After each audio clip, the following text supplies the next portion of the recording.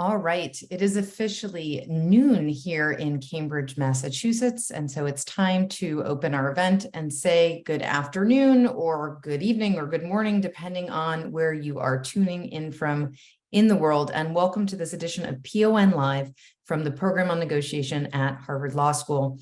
I'm Nicole Bryant, the Managing Director here at the Program on Negotiation. And as ever, on behalf of all of the faculty, staff, and researchers here at PON, it's my honor and pleasure to welcome you to today's event on polarities. As many of you know, the Program on Negotiation has led the world for 40 years now on research, curriculum development, and executive education trainings related to the fields of negotiation, mediation, and conflict resolution. And for the past couple of years, we've been really delighted to expand our teachings through a series of free live public events such as this one, and to welcome new folks into our community. So hello to everyone. It's great to see where you're coming in from across the United States and really the world. We're delighted that you have chosen to spend this hour with us. I'm going to say a little bit about the format of today's event. Our speaker will be speaking for about 40 minutes. And at the conclusion of that time, we will have a dedicated moment for questions and answers. So as ever, if you have a comment, please go ahead and write it in the chat of our Zoom. But if you have a question, we'd ask that you put it into the Q&A function at the bottom of your Zoom screen so that we can collate all of those questions and then get to them at the end. As ever, I'd like to thank the wonderful PON staff who does so much work getting all of our events together, especially for this summer series that we're having. This is our second of 3 summer events. So Diane Long, our events and outreach coordinator, PON's assistant director, James Kerwin, and Riley Schretzel, our program associate. Thanks to them. And once again, to all of you. And now it's my great pleasure to introduce today's distinguished guest, Betsy Miller. Betsy is a lecturer on law here at Harvard Law School, and she is also a partner at Cohen Milstein Sellers Toll, and where she is a litigator. She's also an academic, an author, and executive coach, and we are very delighted to have her here today for a preview of her work and teachings. So Betsy will be with us for an hour, and now I'm delighted to hand over the virtual Zoom mic to her. Thank you, Betsy. Great. Thank you so much, Diane. And thank you, everybody, for joining us on a Wednesday in July. It's really great to hear there are so many of you. And let's just jump right in, because I'm going to try to take only about 40 minutes or so to talk. And then hopefully we'll have time for discussion, and many of you will have a chance to answer questions. So let me just start kind of with the context for how this program came to be, and also what inspired me to write the article that was the genesis of this program. And the truth is, as we all know, we live in a world of increasingly difficult challenges. It makes decision-making harder than ever. And why is that? The world around us is volatile, it's uncertain, it's complex, it's ambiguous. And so we need some better tools to understand what we're seeing and experiencing and evolving for how to navigate these new challenges. And what's really nice about the material we're going to talk about today, about polarities, is that once we see them, we can name them. And once we name them, we can navigate them. And that was really the inspiration for writing the article, which was about the legal profession, but in some ways is really much more broadly applicable to society today, and of course, across workforces, both in this country and in other countries as well. But what I've been seeing in the legal profession is an increasing amount of struggle and suffering around issues that include the generational culture clash, pervasive burnout, and roadblocks to achieving real inclusion. And a framework that can help us navigate these challenges is polarities. And it involves identifying when 2 opposing preferences are actually interdependent, meaning that we need both to get success over time. And listen, don't get me wrong, making choices between things is important. Malcolm Gladwell wrote all about this in his book, Blink. Either or and snap decisions, those are great. In fact, deciding is something we are hardwired to do. And very often it's a good thing. In fact, it's a survival mechanism, just like fight or flight. Those are opposites, but they're not interdependent like polarities. You can't do both at the same time and succeed. Either you need to stay and fight that bear that seems to be coming out of the woods into all of our backyards, whether you're living in a city or the mountains, or you need to run like heck and get out of there. But these kinds of decisions, either or thinking, it doesn't work with polarities. And yet we all have preferences. So figuring out how to leverage the benefits of both opposites is a tricky business. And why is that? Well, to paraphrase a concept that Bob Mnookin wrote about in his book, Beyond Winning, sometimes there's a tension between two things that actually need each other, even though they exist in opposition. And these kinds of tensions, they can be managed, but never solved. And that's what's true for polarities.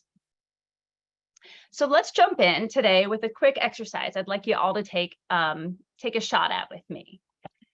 You can't win, as we said, by choosing one or the other. And so we got to figure out how to incorporate both. Let me show you how this works. I'm going to ask everybody to breathe.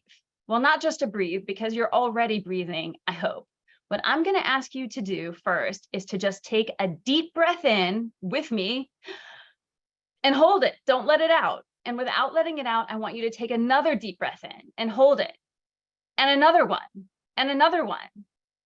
Maybe you're full and you can't go anymore. So fine, exhale all the way out, but don't breathe back in. Let out a little bit more air, even more.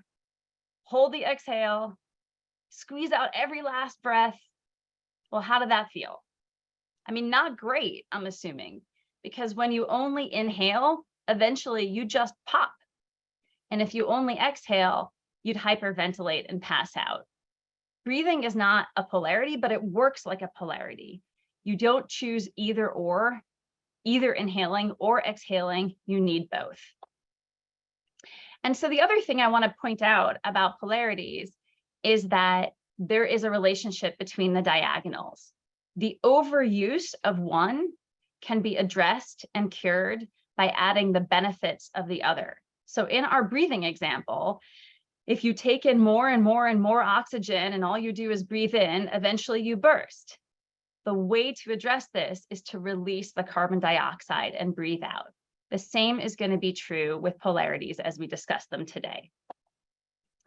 And another thing that's important to understand is that when you are confronted by these interdependent opposites where you need the benefits of both, the goal is to spend as much of your time and energy above the horizontal axis. That's where you'll find the benefits.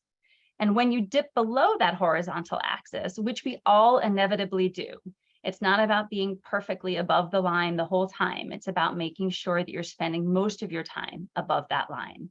But when you do dip below, it's a lot like getting too much of a good thing. I mean, it's kind of like, and maybe you've all been at a party with somebody like this. It's kind of like telling one funny joke at a party and that makes you a hit. But if all you do is crack jokes the whole night, people won't want to be around you anymore. You've gone from being witty to being weird just by having too much of a good thing. And so the important thing to understand is this. It's good to tell a funny joke that has benefits, like making people laugh and not taking yourself too seriously. But if you only tell jokes, you suffer the consequences of overuse. And instead of making people laugh, it makes people wonder why you can't be real with them. Polarities work the same way. And in fact, I bet many of you are already familiar with this idea of interdependent tensions in polarities, even though you might not have known the name, because they exist in the core of the negotiation canon already. They just aren't described that way. And here's a list of just a few from 3 of the most well-known negotiation texts. In Getting to Yes, Fisher and Urey and Patton talk about inquiry and advocacy. They also talk about maximizing the pie and dividing the pie. In Beyond Winning, Bob Mnookin talks about the tension between empathy and assertiveness. And of course, in Difficult Conversations, Stone and Heen explore in lots of ways the tension between how to focus on your own needs and the needs of others, and how to have conversations that are both diplomatic and candid at the same time. So just very briefly to understand what polarities are, and you'll notice that I have a yin-yang sign up there because that is maybe the most meta polarity of all, the ultimate masculine, feminine energy where we need both. But polarities are not like problems. They are unsolvable, like tensions. They are indestructible, like energy. They are ongoing, like infinity. And they are interdependent because you need both to achieve success over time. So we've talked a little bit about the importance of getting both benefits of both opposites. And that may sound like it makes sense in concept, but our brains, as we talked about, are nevertheless wired to choose and to make quick preferences and to live in the safety of those preferences. So I'd actually like to take a moment to check in on our preferred perspectives and preferences. Diane, if you could go ahead and launch the poll, that would be great.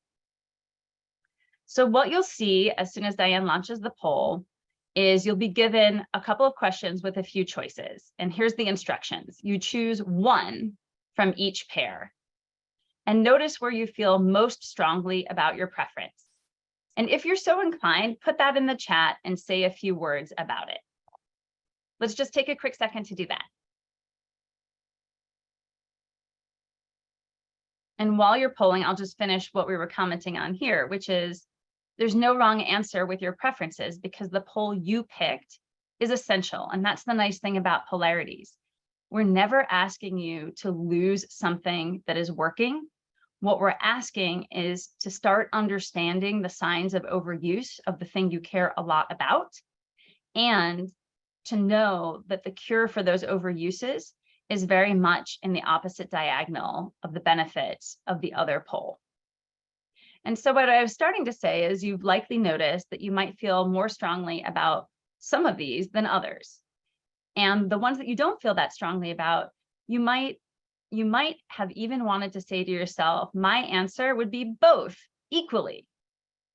And for those examples, what that's probably a sign of is that you're navigating that polarity well. It doesn't have you stuck in its overuses. You're not over attached to one side or the other. But the reality is that nobody navigates all polarities equally well. And there are always going to be some where we find ourselves deeply drawn as a matter of core values to one side or the other. So here we have, we've got a group of hundreds and hundreds of people. And what's, funny about it is that several of these questions are pretty close to each other, meaning half of you have a strong preference for structure and the other half identified a strong preference for flexibility and so on. And when you realize, as you're looking through the results of the poll, when you realize that the world is comprised of people who have different preferences and that you're going to encounter them in your negotiations and in your leadership, it starts to raise a question about how to handle that when it happens. And so I'm just going to close the poll, thanks Diane, and take a moment to transition to the meta polarity that we're going to talk a little bit more about today, and that is stability and change. And what I'd like to talk about is what happens when we find that we are deeply attached to one pole or the other.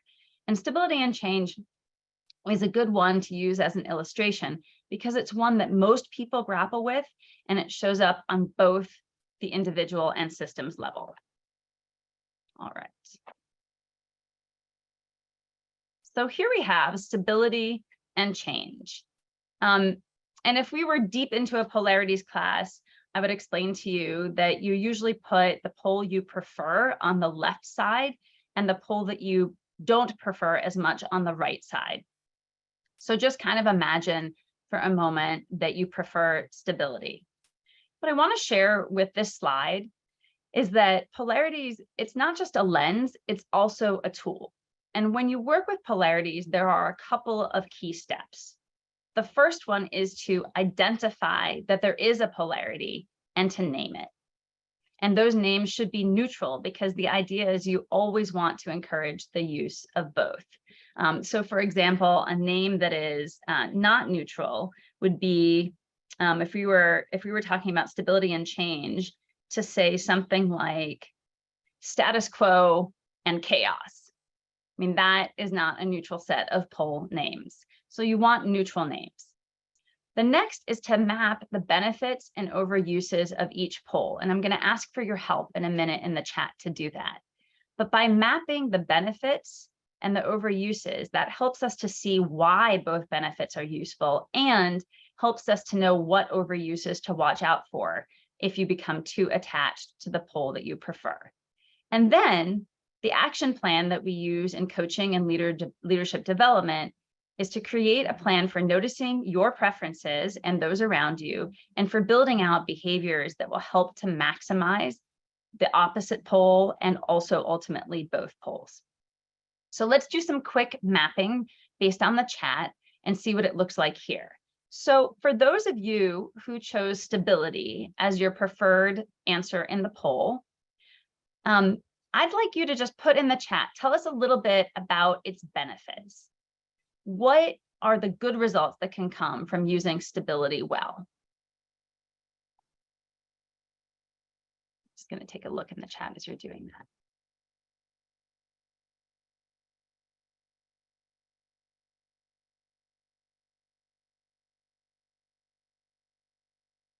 And then if you're busy typing an answer, that's fine too, or we can move on to the next one, which is, again, assuming you are somebody who has a lot of experience, really enjoying the benefits and preferences of stability, or you're somebody who doesn't like stability at all, feel free to chime in here. Let's think about what happens when stability is taken to excess.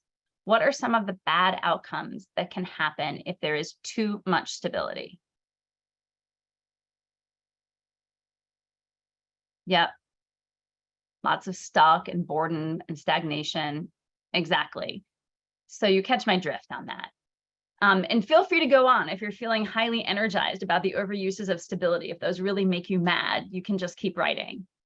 I'd like to turn, though, to the folks that pick change as their preferred pole. Let's hear from the change lovers. Give us a word or two in the chat about all the good stuff that change can bring when it's done well. I'm seeing growth and innovation and pathways to progress and new opportunities. Life is change, all of the above.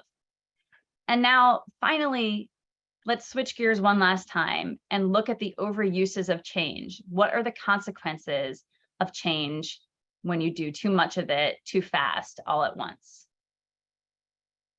Yeah, seeing a lot of instability and chaos and confusion, uncertainty, all of those. So you all are right on the money with that. So let me bring up the next slide, which summarizes some of what you've been talking about. On the upper left quadrant, you'll see 3 common benefits of stability. Underneath the horizontal axis, you see 3 consequences of the overuse of stability. And then if we go to the upper right quadrant, on the change side, benefits of change include transformation, agility, novelty, all of the things you wrote in the chat around creativity and innovation. And then, of course, the overuses of change you've also identified. They include confusion, unpredictability, instability, chaos, and so on. And so you may be thinking to yourself, now that I see change and stability mapped out, it should be pretty easy to lean into both poles because it makes sense. But sometimes things are easier said than done, particularly when you're under stress or you have a strongly held belief system around one pole.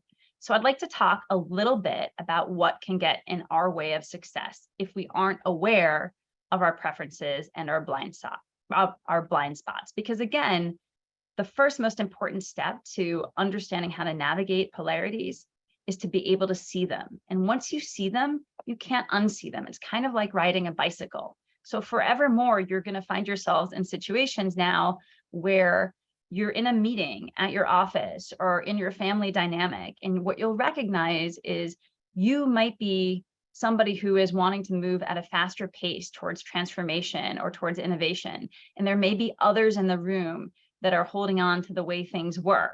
And instead of coming at loggerheads and fighting at each other about why each of you is right, we can start to practice acknowledging and understanding why we need a healthy amount, but not too much of both. Okay, so I've put these energy loops back up, and I want to talk a little bit about that. What you're looking at here is a loop that shows somebody who is not getting a great deal of benefits of either stability or change, and in fact, living much more in the overuses of stability. And if you're so inclined, feel free to put in the chat what might cause that to happen. How might a person end up here?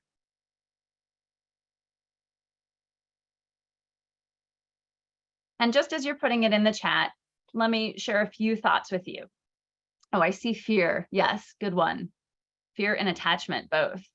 So when you find yourself having a strong preference for one pole, it's actually possible to hold on too tightly to it. Just like that too much of a good thing concept we discussed earlier at the dinner party with the guy who was telling too many jokes. But back to, oh, let me say this. The over attachment to your preference simultaneously is going to create a blind spot to the credibility and importance of the opposite benefits, the opposite pole's benefits. So let's focus back on this example of stability and change. For those of you who have a strong preference for stability, look at this exemplar list of overuses. And I'm going to ask you a question. Have you ever, unfairly, of course, been accused of acting this way? And if so, how did it make you feel? Have you ever been accused of being too rigid or being boring or holding people back or getting stuck in the status quo? If you've ever been accused of those things or criticized for being that way, how did it make you feel? Yeah, and so I'm seeing lots of attacked, defensive, gonna just take care of it myself. And if you're skeptical about change, look at the right side to see what can happen as a result. I'm going to posit people who really love stability, they're not really running the risk of flopping deep into the overuses of change. Like imagine, can you imagine going from somebody who really values clarity, certainty, and order, and all of a sudden being described as somebody who causes confusion and chaos and instability? It's probably not going to happen, not realistically. And yet that fear or distaste or aversion to the adjectives in the bottom right, the overuses of our opposite pole, that's part of what holds us back from feeling free to experiment into the benefits of the pole that we don't prefer. And that's what's going to create a roadblock to your healthy expansion into those benefits. So you stay stuck sometimes in this very constrained energy loop. Nothing ventured, nothing gained. It's pretty safe, not putting yourself out there for too much risks. But the fundamental rule of polarities is that you do need both over time. So the failure to expand into the benefits of the pole you don't prefer is going to end up holding you back. And let's flip this and let's go the other way, because I want to talk about the folks that really enjoy change. If you are somebody who has tried to get change in your organization, in your family, in your friendship dynamics, have you ever found yourself being described as somebody who creates more confusion than is helpful, or oscillates around and creates unpredictability, or destabilizes the system in a way that is too much for people to tolerate? If that's happened to you, how has it made you feel? Right, so I'm seeing embarrassed, attacked, insecure, frustrated because you don't feel understood, misunderstood. Absolutely, right? I think we can all think of these occasions when this might have happened to us. And so what happens now? The interesting thing is when there are strongly held beliefs, particularly like stability and change, which again is an overarching polarity that we all live and grapple with, you can find factions of people within a conversation, within a negotiation, within a corporate culture, a family system, a society, politics, where people become very entrenched. And so the loops I'm showing you here, that's not really meant to reflect a single person who's living in the overuse of stability and change. I'm taking it to a systems level. And I'm trying to ask the question, when are we at risk for having the worst of both possible worlds, the overuses and downsides of both? And here's when it happens. If everyone gets stuck in their individual single-sided preferences, our identities become highly attached and deeply entrenched in the idea that our preferred pole is the only right one. And then we have a desire to protect our identity, just like we have a desire to protect our physical safety. Our brains don't know the difference between protecting our egos and protecting our bodies. We react the same way, defensively. And so when we move to protect our identity, and with it, the values associated with our preferred pole, that feeling can become very strong, and it causes us to intensify even further our over-attachment to that pole. And that creates a cycle of overuse. And eventually you don't even get the benefits of the values that you hold so dear. And then adding insult to injury, those other folks, the ones on the other side who have a strong preference for the opposite pole, they're finding it harder and harder to see the value in what you're offering. So they discredit your perspective, and now they overattach to their preferred pole as well. That's a big uh-oh. And so this is how a system or a business or a profession or a family can find itself circling what I like to call the double down loop of doom. And what does that look like or sound like when we find ourselves there? Well, a surefire sign is that nobody is listening very well. Or in polarity terms, there is an overuse of advocacy and a failure to adequately utilize inquiry. You're likely to start seeing people lose their curiosity for and their ability to integrate other perspectives entirely.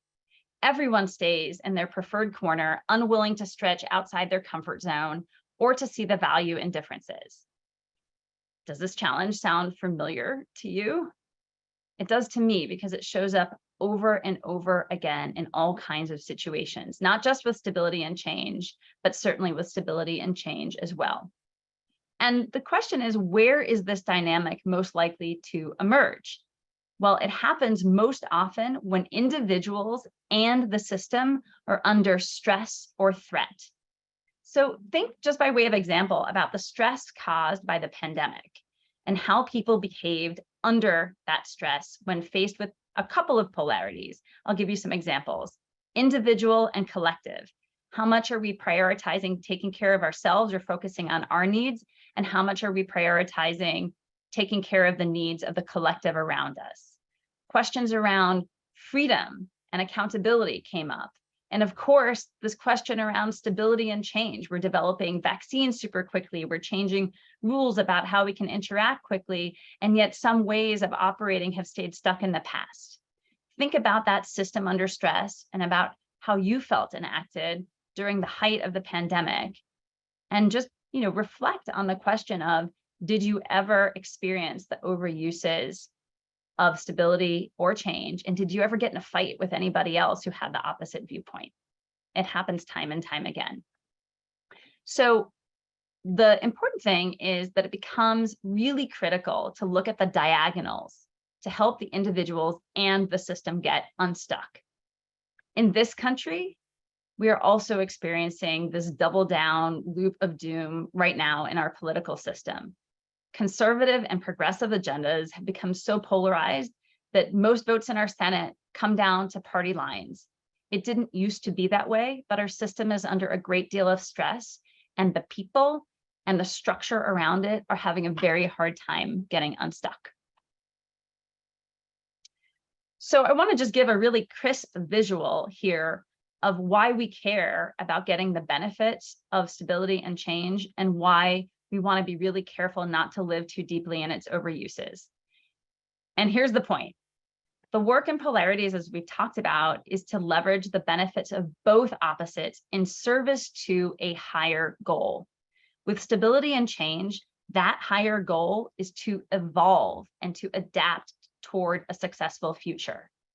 Evolution is always, successful evolution anyway, is always the result of intentional, productively provocative, yet manageable disruption. Essentially, it requires functional diversity to thrive and survive. That's the goal. And, we could go on maybe in the conversation after about the many ways in which that should be clear, and yet we deprive ourselves of the diversity of thought, background, and experience that's needed to actually evolve. But let's look at the downsides. The worst possible outcome of stability and change to overuse is collapse. And that's the result that we really, really want to try to avoid. This occurs when the failure to change drags progress to a halt, and or when the pace of change is so fast or uncontrolled that it actually destroys the system. And you can think about stability and change really as a biological imperative. This is how organisms evolve. If you don't evolve over time to adjust to the new stimuli and context around you, you become extinct. But if you have too many mutations too fast, you are also too unstable to function. So to me, that's a really compelling argument for why stability and change are an interdependent pair that we should focus on and honor.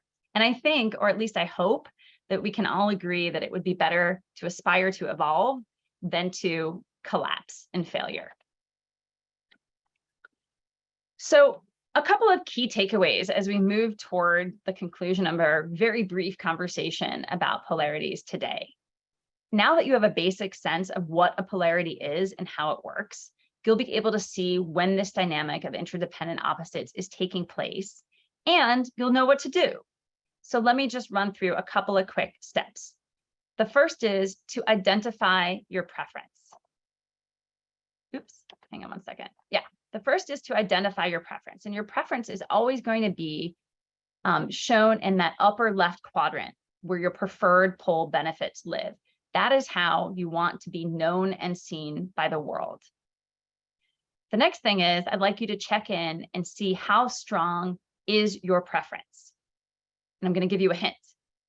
It's a sign that your preference for that pole is very strong if you look back through your memory Rolodex, and you can recall a bunch of times when you have been labeled or criticized for exhibiting that pole's overuses. So that's the bottom left-hand quadrant. The third thing I'd like you to do is to challenge yourself to map out the possible benefits of the opposing pole. That's the pole that you don't prefer. And then, and we do this a lot when we're working in the coaching space, identify some behaviors that you could try to experiment with that will foster those benefits. I want to talk a little bit, just the upper right-hand quadrant is sometimes not entirely self-evident to people, and that's these additional qualities worth developing.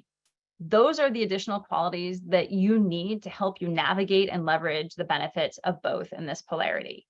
And I'll just give you an example. Maybe you are a person, maybe you're a leader who is great at vision and at seeing the path forward at a really high altitude. And, that's the place where you love to play. And you're not so much about actually executing the plan. But you realize that you do need both. You need both the vision and you need to execute the plan. And whether that's just by developing an appreciation for the value of executing or by developing those skills yourself, I mean, that's kind of up to you on your teams. But it's a capacity worth developing and respecting. This idea that you need both to understand vision and to understand what it takes to execute.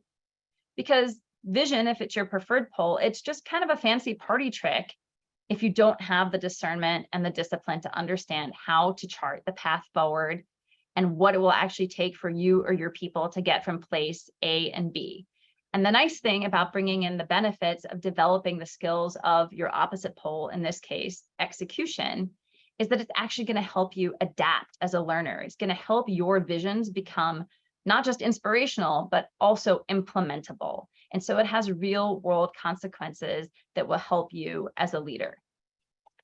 And understanding this opposite pole and valuing it, right? Like valuing the importance of executing on a vision and the mechanics of what it takes to do that.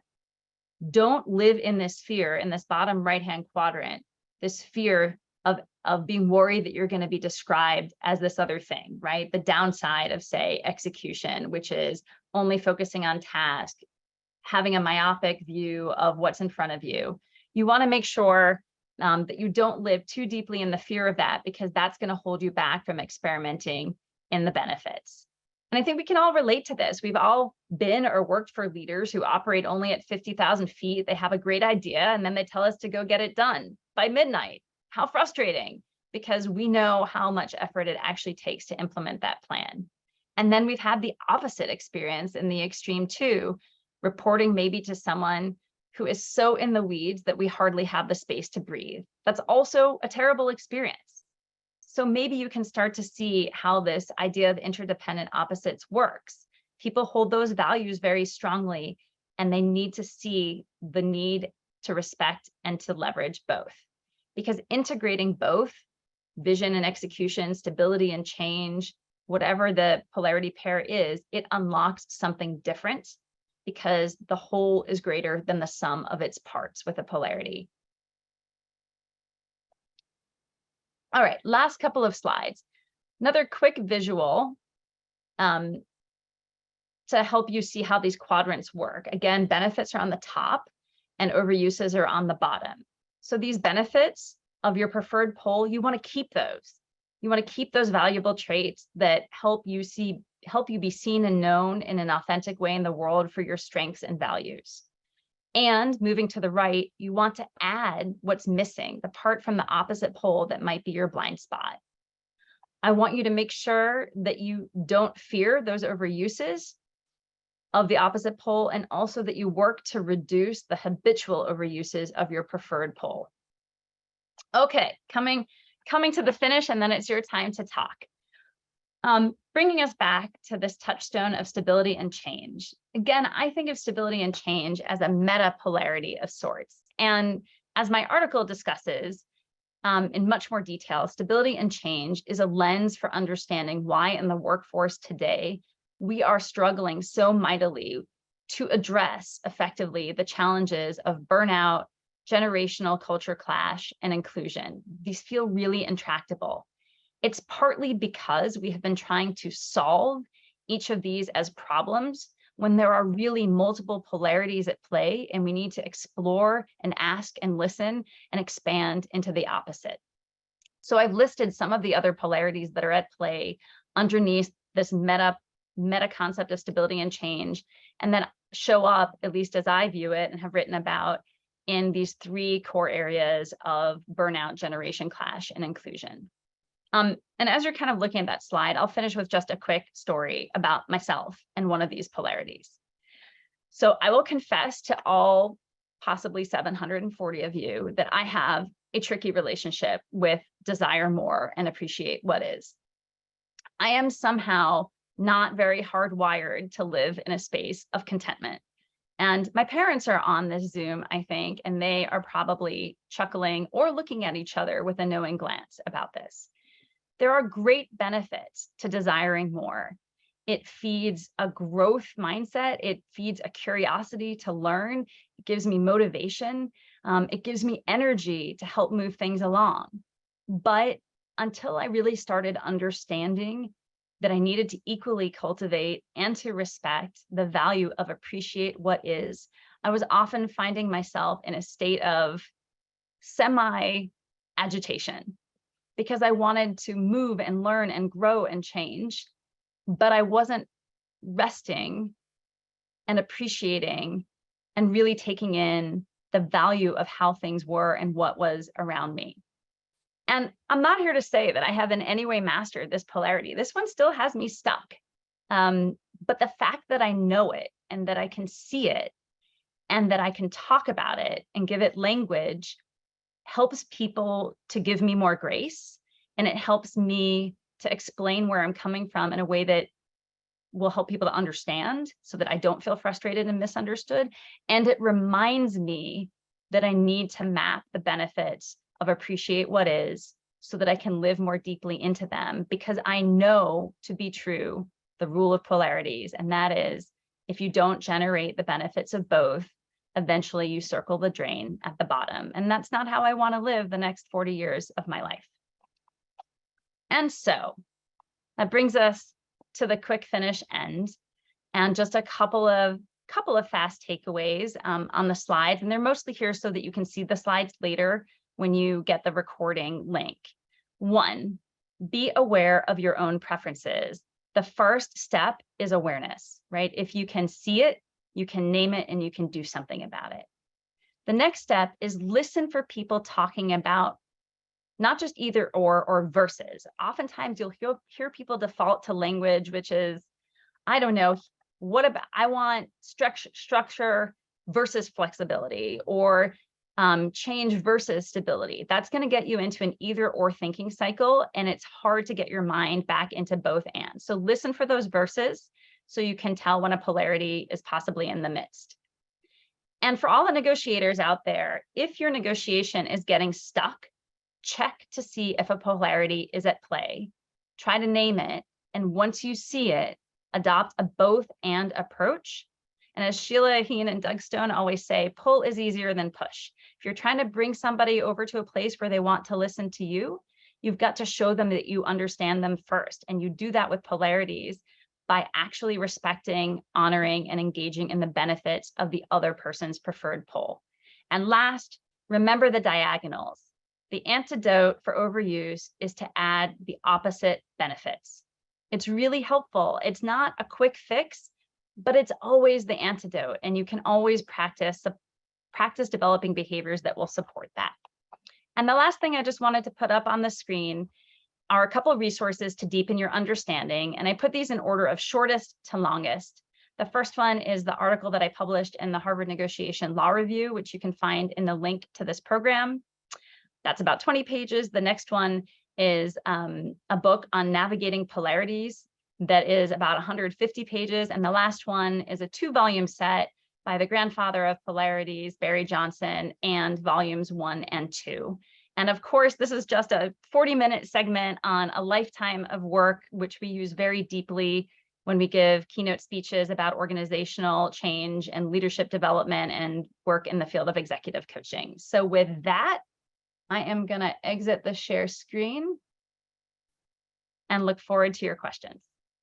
Wow, Betsy, thank you so much for this. And we have had a robust discussion in the chat. So thanks to everybody for being with us and engaging with this material. So I'm going to go to the questions, and we have a number, but please continue to ask them in the Q&A portion. I'm going to start by paraphrasing one from Greg, which is about corporate environments and how can one overcome the need for stability with a desire to embrace change. And I'd like to add to that, Betsy, you've taught this to both students and in corporate settings. What are the differences that you've seen in the reception of these with, you know, younger law students and then also in corporate environments? I mean, I also live it, right? As a practicing lawyer in a law firm who has worked adjacent to or inside politics my whole career. So I live the suffering of this. Well, one thing I'll say is there's a story at the end of the article that I won't spoil for folks that are thinking that they might read it, but it's a story of how we got ourselves not perfectly unstuck, but a little bit unstuck at my old law firm about how we lead and govern ourselves through this concept of stability and change. So I'll just put that out there as a teaser. And I'll answer the question you posed first, just briefly, Nicole, which is, I believe very strongly in the importance of a bottom-up and top-down polarity approach to learning and system change. And, you know, it's hard, right? Senior folks in a profession, oftentimes they have become senior, and I'm a senior person in my profession, so I'm sort of part in this and part out and not pointing any fingers, but we've all become senior because we behaved in a way that the system in its status quo rewarded, and we've become successful in that. And so here we are at the top of our game, very much enjoying how things have gone for us until we don't. But if it's a pretty good ride, which it is for lots of folks at the top, they're afraid of losing the pieces that matter to them. And so actually, maybe I'll answer the first question first. I'll go back to your question, Nicole. But I think to the participant who asked that question, the most important thing you can do is to map this out for yourself and approach the conversation with the decision makers in a way that alleviates their fear. And you can do that with stability and change by saying things like, I'd really like to offer up or think through with you, what are the most important things for us to make sure that we keep? What are the values of our firm or our company or our institution that we never, ever want to lose? And why are those important to us? Okay, check. Let's make sure we agree with those. And what I want to talk about is how we add some other things in. In my firm, part of how we had that conversation is we were talking about the transition of leadership over a period of time. And we explained that it was really important to keep the benefits of consistency and the knowledge and the wisdom that had been developed over this very stable leadership for a period of years. And yet, if we didn't start preparing now for tomorrow, we could actually face a very disruptive, chaotic change if everybody at the top suddenly decided to retire within a couple of years. And so just to go quickly to Nicole, your question, the top-down, bottom-up is this. It's harder to get people curious once they're already entrenched in a system and it's rewarded them time and time and time again. And I'm going to keep working on it because we need to change how the system rewards people so that they behave differently. But I was actually inspired to start teaching this at the law school level up because of a history class I took in 7th grade. And I was part of one of the pilot programs of Facing History and Ourselves, which is a program that teaches students about the horrors of the Holocaust at a pretty young age, while you're still really impressionable, but you're old enough to handle it. It's like finding that sweet spot when you'll never forget what you learned, but you're still curious and you're mature enough to handle it. Getting folks on the cusp of their professional careers and working as the program on negotiation does and all the negotiation courses at Harvard do, we work from a perspective of our job is to increase not just your skill set, but your capacity. And that's the time to do it, because once you're out there in the world, you're already part of the system.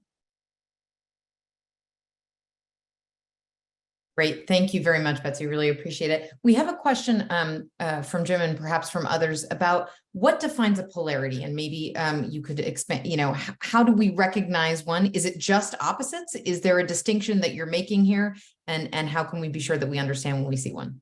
It's a great question. And if we had more than 40 minutes, if we were in a semester-long class or a day-long workshop, or if you want to read one of the books, it will all become much clearer. But here's the quick answer. So now you're going to see polarities everywhere. And you'll think, next time you go with your friend and you say, I want sushi, and they say, I want Italian, that's a polarity. It's not. It's a choice. It's a problem to solve. Also not a polarity, although a little bit trickier, good and evil. We don't actually need both good and evil to, get the best out of ourselves. Truth and lies, opposites, don't need each other over time, except maybe to understand what one is and the other is.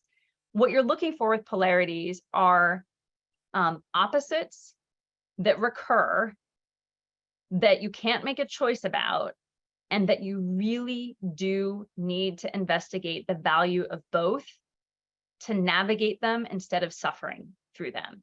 So when you get the link back, you'll see a list of a bunch of different polarities. If you have one and you want to put it in the chat where you're wondering, is it a polarity? Maybe Nicole can come back to it and ask, but it takes a little bit of practice. So I'd recommend reading one of the texts if you're interested. Wonderful. Thank you very much. We have a question from Dana about how do we, develop our understanding of someone else's perspective without losing our own grounding in the process, right? This tug between keeping your own sense of self and your identity and not, and also developing that empathy and understanding that you spoke about. Yeah, well, Shilaheen and Doug Stone say this very well in Difficult Conversations, and they really talk about the distinction between empathy and sympathy. Empathy is really about understanding where somebody else is coming from. You're not putting yourself in a position where you have to align with their viewpoint. What you're challenging yourself to do is to increase your capacity to hold their perspective, understand it, and reflect back to them that you heard them accurately. When we talked in the chat a little bit earlier about how people feel when they are accused of being in the overuse of their preferred pole, a lot of people said frustrated and misunderstood. And if you're feeling frustrated and misunderstood, the same biological thing is going to happen in your brain as if you were being chased by a bear. As I said, your brain does not know, it has not evolved effectively to understand the difference to protecting your identity and ego as compared to protecting your physical safety. And as soon as somebody's sense of identity or an identity quake happens, as soon as you trigger somebody's sense of who they are not going to be able to listen to you anymore. And so the idea is to ask when you're in a polarity, right? Not if someone's just being an unreasonable, unmanageable jerk for no good reason at all, but when you're in a polarity, to acknowledge the benefits of the other side's preferred pole, even to say it's not where you live personally, but you're curious about it and you understand that it's necessary. So how can you work together to incorporate both what's important to you and what's important to them? Great, thank you. Can you say a little bit more, and I know you've already touched on this, but about getting unstuck, right? And all of the techniques. And, it was really interesting to hear you say about how you had realized, in your own personal example, and it made me think of the webinar we just did in June around mindfulness. So I don't know if that's one of the techniques that you're advocating for, or if there are others that can help folks really, develop that sense of appreciation for the other. Gosh, I mean, there's so many good pieces of advice, and I certainly will not be the one to offer them all. Mindfulness is a great place to start because a benefit of mindfulness is spaciousness. And your mind needs a place to rest so that your body can relax, so that you can get some distance from the things that are triggering you. So in coaching, we talk a lot about, and in adult ego development, we talk a lot about subject-object. Do you have the story, or does the story have you? If you're highly reactive to certain types of criticisms or situations, it's a sign that the story has you and that you're going to be kind of stuck in holding on a little bit tightly. So the question was, how do we get unstuck? I mean, the first thing I would say is, if you are in a situation where you have the benefit of being offered high quality executive coaching, that's a great way to go through a learning arc that will help you see yourself and forgive yourself, but see yourself accurately and find your growth edge and have a partner in that process who's going to support you to do that. You can also do that with an accountability partner, a friend that you trust. Tell someone you're working on X, Y, or Z. Maybe they can help pay attention to, and let you know when they see your triggers happening. But really, really, to do that work, you have to start from a place of forgiveness. And my personal polarity nemesis, which we did not talk about today, but when I do coaching and debrief in this space, the polarity of responsibility and forgiveness. I am heavy responsibility. I hold myself to a really high standard, and that's great because I don't let people down. But you know what else? It stresses out everyone around me when I live in that overuse, because that's impossible to live up to. And I do it because I live in constant fear of ever being called irresponsible or flighty, or, whatever the list of things were, like it's all about to go to crap because I have failed to perform on something I committed to do. That fear kept me from being able to see and live into the benefits of forgiveness for a very long time, because it was hard for me to forgive other people their trespasses if I wasn't first ready to forgive myself. So all of that is to say, maybe take a look at that pair, and start by forgiving yourself, because it's going to be, it's not a journey of perfection. It's a journey of growth. Ooh, words to live by. Thank you very much. We have a question from Ralph, which I like because it addresses both your talk and our typical themes around negotiation. So Ralph is mentioning the tension that we can feel in the negotiation space between competition, cooperation, win-win, mutual gains, and how you should manage these polarities. And I'm sure that you've seen this in your own life as a, and especially as a litigator in a professional setting. I mean, we could have a really long conversation about that one. Absolutely. One, I would just say, in honor of Roger Fisher's memory, for anybody who doesn't know what win-win is, it's not I win, you win, we all win together. It's win on the substance and win on the relationship. And in fact, sometimes substance and relationship can feel like a polarity, but maybe you'll bring me back for part 2 and we can talk about that. This compete, collaborate question is a really, really important one. And I think in negotiation parlance, maybe the most familiar way to think about it is maximize the pie, divide the pie. Because if you are a student of principled negotiations, there are lots of techniques in Getting to Yes and its progeny that talk about how you create value. You do it by getting to the interest. You do it by then generating options that are based on your interest, and then in a way that is objectively understood to be fair, or at least acceptable to all, you divide the pie by using objective criteria. And that's part of how I see this dynamic in negotiations, along with inquiry and advocacy, which you really need to watch for as well. Wonderful, thank you.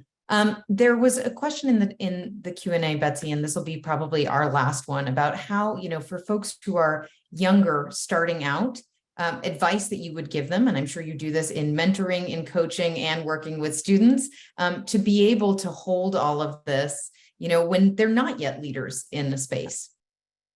So one, I would just give yourself permission to not hold it all. Some of this actually comes with adult development over time. Having a certain number of years of experience and learning is going to give you a greater set of lived experience and exposure to different kinds of perspectives that you can kind of keep in the computer of your mind and in the, in the treasure chest of your body to learn from later. So Rome wasn't built in a day, and neither will your ability to navigate the most stressful, complex situations be. And that's okay. That's part of why we start young and we end up old. So there's kind of no skipping through that. I always like to say everybody benefits from being fired from a job once. Probably shouldn't do it twice, but there's a lot to learn from once. So failure is key.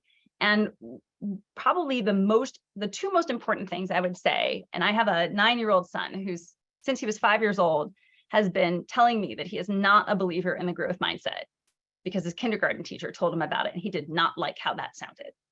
So bad news for him, hopefully good news for you. Investing in the mindset and the behaviors that help you stay in a growth mindset where you are curious about what you might learn from mistakes and failures, and you take feedback and you solicit it as an opportunity to learn and grow.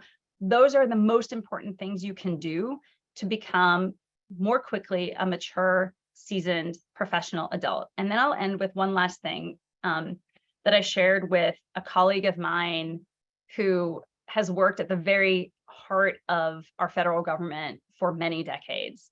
And I was saying to him when we had coffee the other week, we were talking about the government and politics and the state of the world. And I was saying, if I had just one magic wand that I could wave, one magic power to everybody, where I thought we could actually move the needle with one thing, what would it be? And what I said to him was, I would instill in everybody as a priority personality trait, a sense of undying curiosity. Because as long as you can stay curious, you don't get too attached to the values that you think that you hold. And that is what's going to leave you open to learning. Betsy, I love that as a conclusion and as a wonderful transition, because really, as we wrap this up, I think that the point of the events that we're doing and all of the teaching is for folks to be able to continue to develop their growth mindset. So thank you so much for sharing your wisdom today. And thank you to everyone for joining us. Let's talk a little bit in conclusion about other ways that you can continue to learn and grow with the program on negotiation. So first off, we have our next and final event of our summer series coming up in August, Rising Above Office Conflict, a lighthearted guide for the heavy-hearted employee. We'll be doing that talk on August 14th. We would love to see you at that event or at any one of the numerous courses that we're going to be offering over the fall semester. So we have both in-person and online classes for a variety of lengths and on topics ranging from negotiation to mediation. And we look forward to seeing you at one of those events or programs. Thank you so much again to Betsy. Thank you so much to the fabulous PON staff. Wishing all of you a wonderful rest of your day. Bye.